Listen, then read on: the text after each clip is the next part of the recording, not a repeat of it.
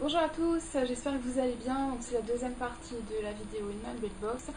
Dans la première partie, je vous ai montré les livres que j'ai achetés au salon du livre Saint-Maur-en-Poche. Et bien dans cette partie, je vais vous montrer tous les livres qui ont rejoint ma palle pendant ce mois de juin. Donc je commence tout de suite avec les 3 livres qui m'ont été envoyés dans le cadre du prix des lecteurs du livre de poche.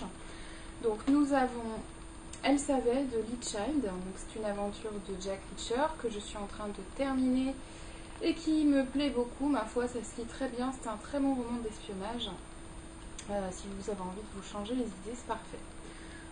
Ensuite j'ai reçu donc L'arbre au poison de Erin Kelly, qui est un auteur que je ne connais absolument pas, mais vous avez une éloge de ce livre par Stephen King sur le quatrième de couverture qui ne présage que du bon pour ce roman.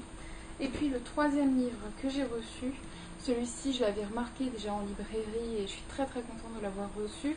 Il s'agit donc de Deux dans Berlin de Richard Birkenfeld et Göran Hartmeister. Donc c'est un livre allemand sur une période qui m'intéresse beaucoup, la Deuxième Guerre mondiale. Et donc celui-ci, j'attends beaucoup de ce livre en fait. Ensuite, j'ai reçu des éditions Nathan Jeunesse, encore une fois un livre jeunesse. Donc il s'agit de Ma vie toute pourrie et l'auteur c'est Jenny Smith. Ça a l'air très drôle, ça a l'air d'être une lecture très rafraîchissante et ma foi, on verra bien ce que ça donnera. Ensuite, j'ai en fait été invitée mi-juin à la présentation de la nouvelle collection des éditions Pocket, la collection des petits dictionnaires amoureux. Alors si vous connaissez les dictionnaires amoureux, ce sont des gros livres édités chez Plon. Et vous avez un auteur spécialiste d'un domaine qui écrit un petit dictionnaire amoureux, c'est-à-dire anecdotique, sur un thème. Donc vous avez plein de thèmes, il doit y en avoir une 50aine qui ont été publiés. Et les éditions Pocket publient en format poche à partir de maintenant des petits, ces dictionnaires amoureux. Voilà, j'ai y arrivé quand même. Donc il y en a 4 qui sont sortis et on m'a offert les 4 à l'occasion de cette journée, de cette soirée de lancement. Donc là, le premier, c'est le petit dictionnaire amoureux de l'histoire de France, écrit par Max Gallo, qui est un spécialiste de l'histoire de France, qui a écrit pas mal de romans, de biographies si vous connaissez. Ensuite, on a le petit dictionnaire amoureux de la gastronomie qui est écrit par Christian Milot.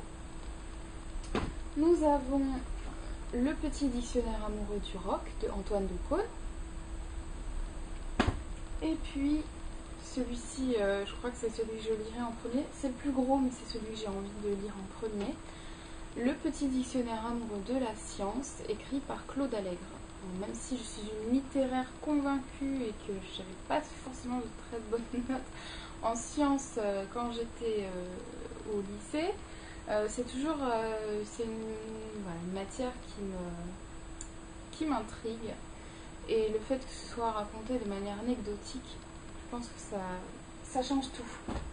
Et à noter que vous en aurez 4 nouveaux qui sortiront au mois d'octobre. Et parmi ces 4, il y a le petit dictionnaire amoureux des chats, sur lequel je me ruerai évidemment, puisque vous savez que j'adore les chats. Voilà. Maintenant, je passe au livre que j'ai acheté. Donc, il y en a un petit peu. Il y en a 1, 2, 3, 5. Il y en a 5. Donc, tout d'abord, j'ai profité de l'opération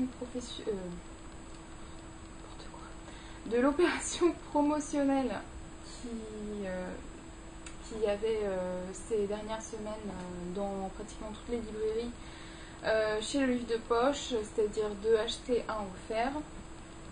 Et il y en avait vraiment 2 qui me faisaient de l'œil depuis pas mal de temps. Donc le premier, c'est World War Z de Max Brooks que j'ai acheté sous l'influence de Miss Nimouride. Je vous mets d'ailleurs sa vidéo en barre d'infos. Elle a fait une vidéo comparative sur le livre et le film, qui est très intéressante. Donc celui-ci, il me faisait vraiment de l'œil, comme vous savez que maintenant, j'aime les zombies et tout. Celui-ci me faisait très envie. Le deuxième que j'ai acheté, un autre qui m'avait fait vraiment envie, que j'avais vu pour la première fois sur la chaîne de French Orchidea et qui me faisait vraiment beaucoup d'œil depuis pas mal de temps. Il s'agit de Rien n'est trop beau de Rona Jaff.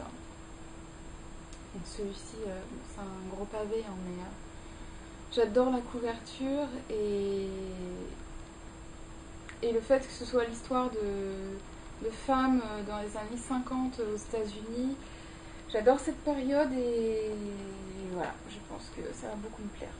Et donc, le livre offert que j'ai choisi Rosie and John de Pierre Lemaître, qui est un auteur dont j'entends beaucoup de bien, notamment pour son roman Alex, et comme celui-ci, alors c'est tout petit, hein, mais comme celui-ci était offert pour l'achat de 2 livres de poche, je me suis lancée.